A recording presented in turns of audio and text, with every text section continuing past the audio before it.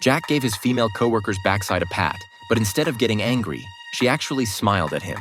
Just as Jack was feeling pretty pleased with himself, his boss caught the whole thing. Without a second thought, the boss made Jack stay late as punishment for his inappropriate behavior. When Jack finally finished his overtime and was ready to head home, he witnessed something horrifying: his manager being shot dead by a hitman. Jack spun around in terror. While the killer was dealing with the body, he rushed back to his desk and grabbed his phone to call 911. Shit, of all times for his phone to be dead.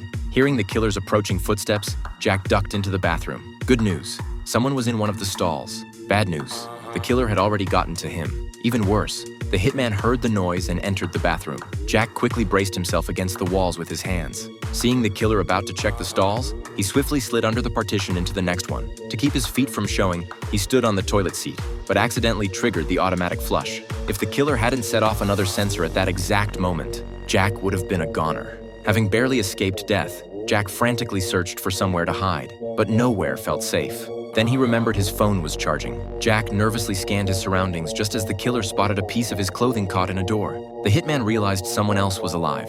Hearing movement, Jack darted into a storage room. Suddenly, the killer looked toward the storage room. Jack dodged in fear but bumped into a corpse. Nearly crying out in shock, the cautious killer decided to check the storage room. With nowhere to run and Jack at a complete loss, the killer's approach was interrupted by a phone ringing. Jack's phone had powered on after charging. While the killer went to investigate the phone, Jack immediately fled the storage room. Seeing the phone, the killer knew his hiding rabbit was somewhere in the building. The hitman began making loud threats. "Your time is up."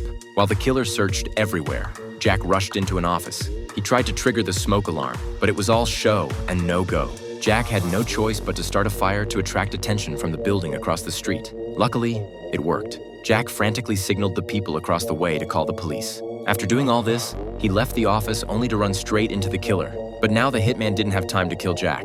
He had to put out the fire first. That was the only way to stop anyone from calling the cops.